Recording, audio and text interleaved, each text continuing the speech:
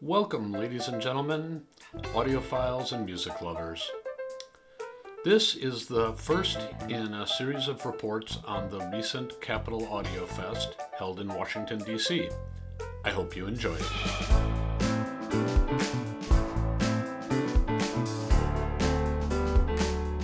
Lance Prophet, Alan Taffel, and I recently traveled to Washington, D.C. to cover the Capitol Audio Fest for the Absolute Sound.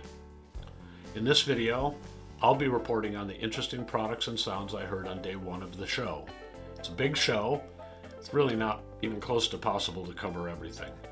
I concentrated on product introductions, so I don't intend to rank things in any overall sense, but I will try to give you some insight into what I saw and what I heard. I also will be reporting on one day of activities at a time just to increase my ability to remember the sound that I heard. Check for additional coverage in subsequent videos. Okay, let's go over some of the highlights of day one. The Rogue Audio Cronus Dark Integrated Amp. I got to hear the Rogue Audio Cronus Dark, which was being introduced at the show, with Joseph Audio Pulsar 2 graphene speakers using digital sources via a Benchmark DAC 3 and analog via a Rega P8 with a Lyra Delos cartridge. The sound that I heard while I was in the room was well textured, dynamic, and very well balanced. Honestly, it's pretty impressive what a whole system priced around $20,000 or a bit more if you include the analog front end. But it's pretty impressive what that can do when the components are carefully chosen and they're properly set up. I should add that this was the first of several rooms that used various Joseph Audio speakers, and they sounded consistently good even though the models were different from room to room. But the consistently good sound is really, I have to say, quite an achievement at a show. Speaking of prices, I mentioned the system price, but the Cronus Dark Integrated is priced at $44.95. The next introduction we've got is the Synergistic Research Voodoo Streamer server. Synergistic had their new Voodoo Streamer on demo in the Scott Walker audio room. In fact, they had two videos in the demo system, so that one could be dedicated to Roon implementation and the other could be dedicated to streaming per se. The Voodoo doesn't have to be used this way. You can run Roon and streaming on a single box, but Synergistic claims that allocating more processing power to each function is sonically advantageous. In addition, they've implemented many proprietary learnings from their Ethernet router and Ethernet switch, along with ideas built into the Galileo power cell. And those are included in the Voodoo circuitry. The demo, which included a wide range of other Synergistic products, including cables, grounding, racks, acoustic treatments, it was a long list. Anyway, it sounded very good. More on this in a bit. But the most interesting part of the demo, in a way, was that they've implemented the ability to switch the proprietary circuit features in or out. Listening to a comparison of the two modes, the soundstage was clearly deeper and more open, with the special synergistic elements in the circuit. Pricing for the Voodoo isn't completely set, but should be under $15,000 with a synergistic power cable, or under $12,000 with no power cable, allowing you to use a cable that you already own. The next introduction I heard was kind of a triple whammy.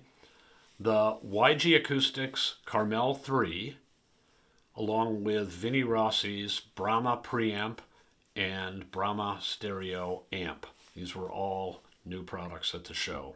I heard the YG Acoustics Carmel 3 in the Alma Music and Audio Room. As I said, the Carmel 3 is new, and it was presented in a beautifully machined metal finish.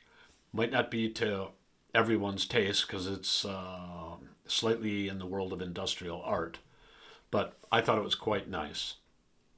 YG clarity and transparency were on full display with this new Carmel 3. It also exhibited ample but balanced bass in the relatively small demo room. I'll comment more on this later, but hotel rooms are really just not the ideal dimensions in general for reproducing music. So it's a challenge to get the setup right, and it's a challenge to have a speaker that can work in a small environment. So if you do have a small environment, the Carmel 3 might want to be on your list. It's easy to imagine this size speaker fitting nicely in a real living space, if that space is relatively compact, under 3,000 cubic feet.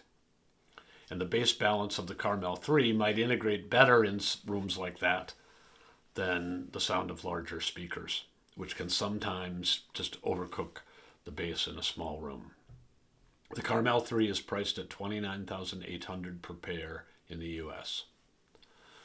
The Carmel 3s were driven by the new Vinnie Rossi Brahma preamp and stereo amp. The preamp is especially interesting because it uses 300B tubes, which are normally thought of as a power tube. Designer Vinnie Rossi was there, and he points out that the 300B is really just a very linear tube, and thus it's ideal for a preamp. In addition, you can switch the way the 300B plays in the circuit, allowing some voicing adjustments to be made. Those voicing adjustments, interestingly enough, can be made via the remote, and those voicing choices are memorized by the preamp by input. So you can voice, say, digital and phono differently and have the preamp automatically use your preferred setting when you just switch from one input to another. Coupled with the Brahma solid-state stereo amp, which again was new, which has 300 watts rated output per channel, and also using an MSB Premier DAC, the Brahma Pre sounded detailed and, to my mind, not obviously like tubes, was kind of the best of both worlds. Again, natural detail and clarity were the order of the day.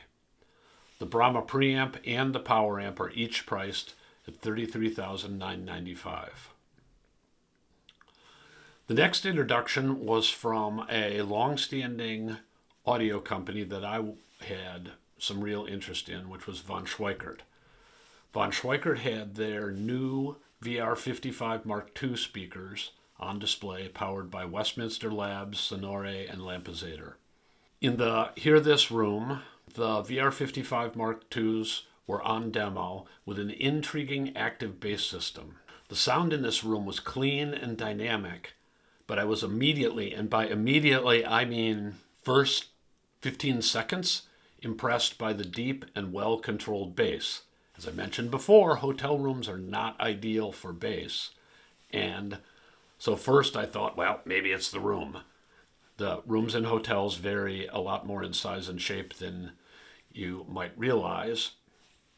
And anyway, the VR55 Mark II that I heard had two special von Schweikert bass technologies, one of which I'll comment on now, one of which will be in a special technologies section that we do in a couple of days. There's an active bass version available, and that has amplification on board for the woofers. You connect your power amp to the speakers. Your power amp actually is used to drive the mid-range and the tweeter, but that high-level signal is also used to derive the signal for the onboard bass amp. Von Schweikert says, and there have been a few other manufacturers who have gone down this path, that by using the high-level output from your main amplifier, there's more coherence in the voicing and sound quality between the mid-range and tweeter and the low frequencies. As I said before, there's another special von Schweikert technology that is going to be optional with the VR55 Mark IIs, so check back for our special technology report that comes out in a couple of days.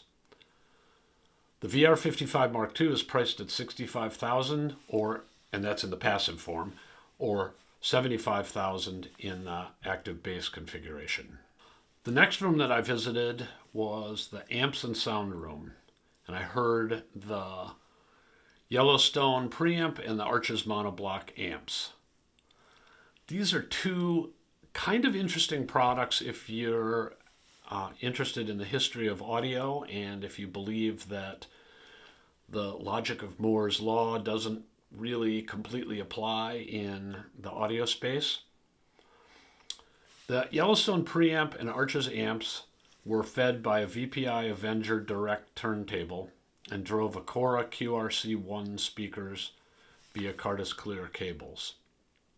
The Ampsandsound philosophy is that there are classic tube circuits that are difficult to improve on except by using modern parts where those have advanced. Consistent with this, the Yellowstone preamp is based on the Marantz Model 7 circuit. As you may know, the Marantz Model 7 was a highly respected preamp in the 1960s. Substantial attention to detail in updating the Model 7 includes an extremely complex volume control with optical encoding and a relay-driven resistive ladder network. The Arches mono amps are based on the Harman Kardon Citation 2 amplifier circuits, although arranged in a dual mono configuration. The transformers are custom wound, and a pair of amplifiers sports 6 transformers for improved power supply performance. The Arches power amps are rated at 80 watts per channel. The Yellowstone preamp is priced at $35,000, and the Arches amplifiers are $50,000 per pair. Next up, I heard the Divin Marquis speakers with Wadax Atlantis server and a Riviera preamp and power amp. In a way, perhaps the most impressive sound I heard on day one was in the bending wave room. The dynamics of the system that I just rattled off were notable, with percussion sounding especially lively. Sound stages on the right tracks were also large and especially unusual in that some images extended well beyond the left and right speaker on streams capable of revealing this. The sense of textural integrity extending in the bass was also a somewhat rare event. Now, this was a little bit larger room, so that may have been advantageous. And when you're listening to a system, you always have the tricky element of trying to ascribe sound quality to particular components in the chain. Was it the speakers? Well, Robert Harley had good experience with the larger Goebbels, so maybe it was that, and I suspect the speakers helped. But the tendency to blame or praise speakers alone for sound quality is frankly illogical. I've talked to Robert about the Wadax digital gear, and he repeatedly reminds me that they do things that other digital, in his experience, can't quite manage. And then we have the Riviera amps, which are some, I don't really understand it, proprietary mix of tubes, MOSFETs, and bipolar transistors in a Class A arrangement. That's at least got to rate as unusual as far as I understand. And I talked to one of the representatives from Riviera, and he said that the circuit is based on research that Riviera has done about the ear-brain system's impact on perception, which at least makes it potentially distinctive. I was a little bit uncomfortable with the playback levels in this rather large room, so I'd very much like to hear more from each element in the chain in a more typical domestic setting. The Goebbels Divin Marquis speakers are priced at $90,000 per pair, and the Riviera amps are priced a little bit over $80,000 per pair. Very intriguing, I have to say. Just a brief interruption, esteemed viewers. As you may know, I'm Tom Martin, Chief Content Officer of the Absolute Sound. We have a new product. It's on the Substack platform, and we're going to do some interesting things with Substack. First of which is reader questions and answers. Each Monday, readers will submit questions. We'll pick the most interesting ones and we'll answer the questions on Friday. We'll also have early access to articles and special blogs that don't appear anywhere else. We hope you'll join us. It's only a cost of a cup of coffee per month. Just check on the screen or in the show notes below. Thanks. And now back to the show. Okay, next we have a room that I really enjoyed. We've got the introduction of the Gryphon Diablo 333 integrated amp, along with the introduction of the Sikora Standard Max Special Edition turntable and the ADAS Mammoth Tusk Gold SE cartridge. I'm impressed I managed to say that. The Command Performance AV room was where I heard these, and the sound, I have to say, was excellent. I'm going to come back to that because I've got to qualify that in a particular important way. The new Sikora Standard Max SE was the front end of the system while we were there. The Standard Max SE takes the Editor's Choice winning Standard Max and adds a choice of 30 or more finishes. They had a whole array of paint cards, and you really can jazz this thing up in an interesting way. And honestly, the red finish was interesting. They also showed photographs of a white version that I'm not really into finishes, and I have to say I thought it looked pretty cool. The white version had white belts, for example. I mean, if that's your thing, this is a really interesting turntable. And if you've heard our coverage of the Standard Max or the initial Max, you'll know that Sikora turntables are no slouches when it comes to performance. The Standard Max SE was fitted with an IDAS MC cartridge whose body is made of, I know this sounds strange, but hang with me, mammoth tusk. Yes, there aren't mammoths on Earth anymore, but they say that mammoth tusk is more molecularly consistent than other naturally occurring materials, and of course it's more ecologically friendly because they don't have to harvest it from existing animals. Anyway, so interesting idea, but here's Jesse from Notable Audio, the importer, describing the cartridge a little bit more. We're Command Performance AV, and we're located in Falls Church, Virginia, and we have a U.S. debut of the ADAS cartridge. The ADAS cartridge is from Lithuania. The one we have on our Sikora Standard Max Special Edition is actually a Mammoth Tusk cartridge made from Mammoth Tusk, imported from Lithuania. It's a U.S. debut that we're very proud of. It sounds fantastic. They have a whole lineup starting around the $4,500 line, going all the way up to the $8,995. All right, the Sikora IDAS rig was running into the Doshi Audio Evolution Phono stage, and from there to the new Gryphon Diablo 333 integrated amp. This rig drove the recently introduced Magico S3 speakers. When I say integrated amp, I may throw you off here a little bit. The Gryphon Diablo is a beauty, but it's also a beast of an integrated. It weighs 112 pounds, and it offers 333 watts, hence the model number, per channel into 8 ohms, and 1100 watts per channel into 2 ohms. You can order it with an optional built-in phono stage, although as I said, we were using a Doshi phono stage. Or you can have it with a built-in DAC that uses ESX DAC components. Overall sound in this room was definitely a contender for most natural sound that I heard.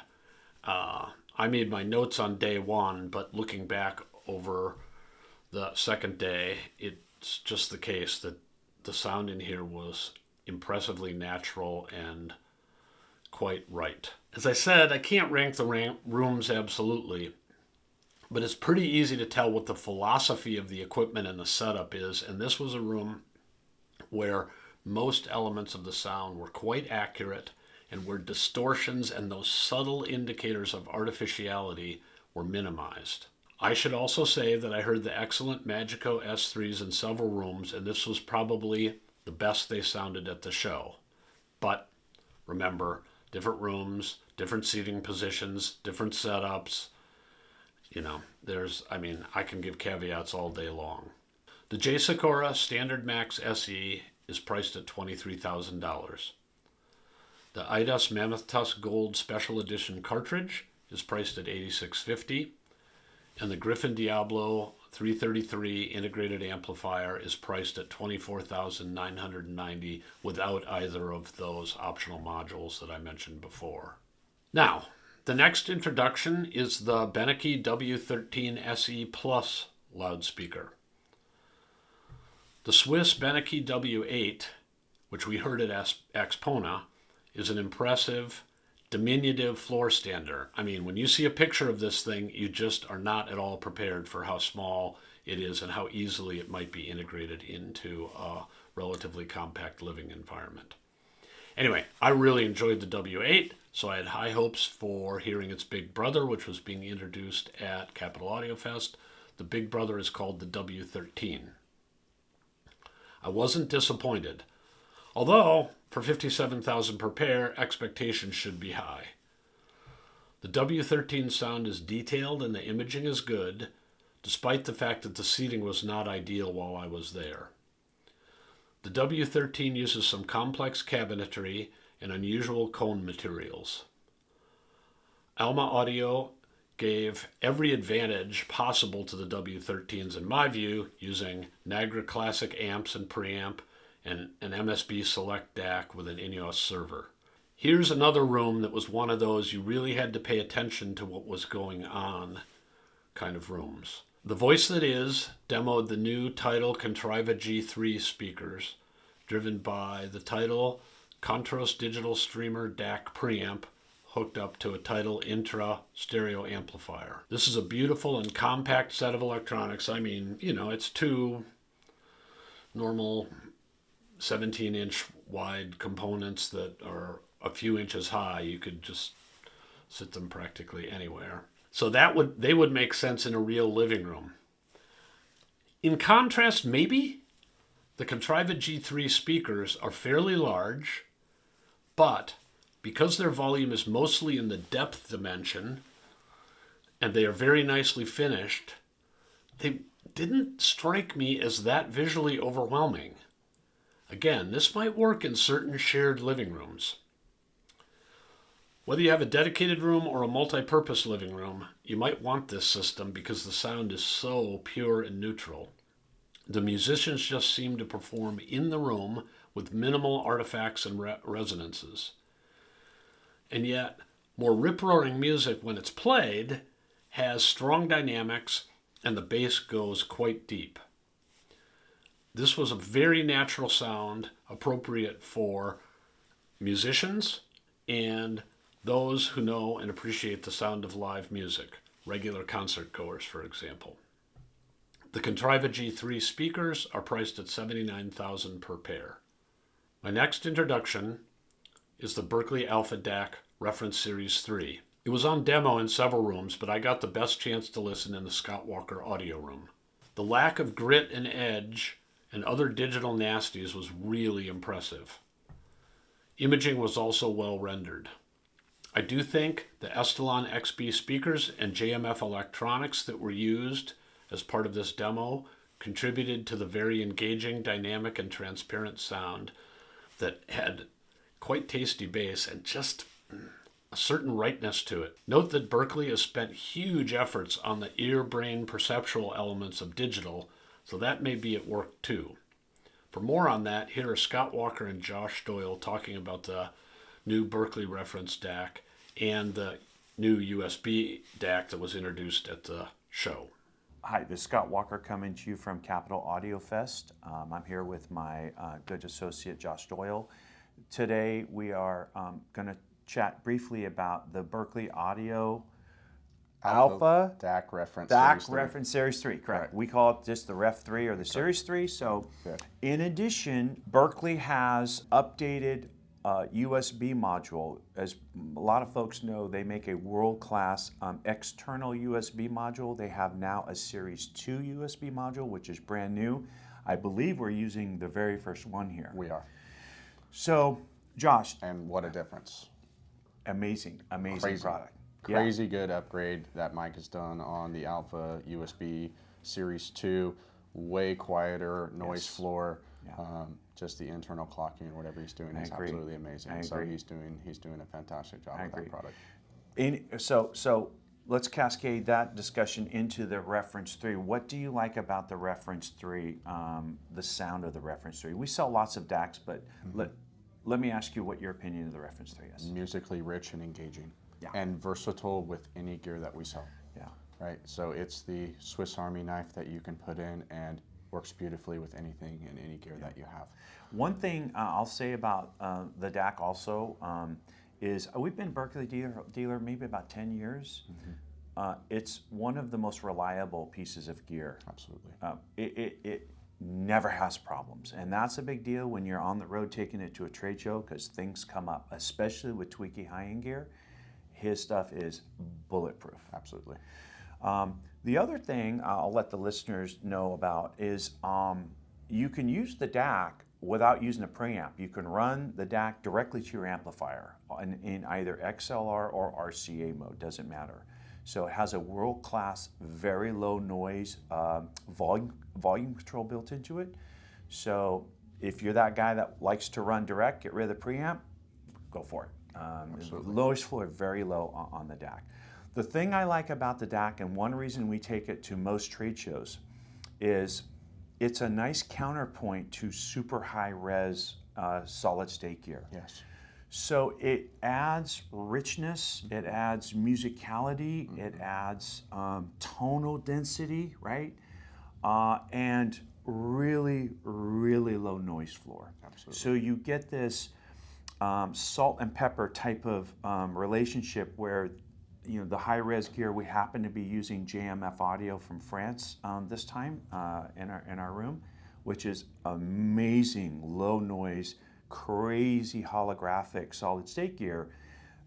It's not dry or sterile gear at all, but the Berkeley adds a musical richness and rightness. It complements it beautifully. And harmonically has a beautiful tonal balance to Absolutely. it. So that's one thing we like about the Berkeley. In addition, actually, Synergistic Research, who we team up with at these trade shows, it's a Scott Walker Synergistic Room. They use the Berkeley at their factory to voice and create all their products on. That's correct. It's very neutral sounding. So they're familiar with the sound, so we can get to the sound that we want very quickly here at the trade show. The Berkeley Alpha DAC Reference Series 3 is priced at $28,000. I hope you enjoyed our report on day one, or what was day one for us, of the Capital Audio Fest. Please come back for our report on day two and for our special technology edition. I hope you enjoyed this. If you did, please subscribe, click on the notifications bell, look in the show notes. You can subscribe to our weekly newsletter for free, and of course, we'd love it if you would join us by subscribing to the Absolute Sound magazine. We've been publishing it for 50 years, and it's got some of our flagship reviews inside. We hope you come back. Thanks.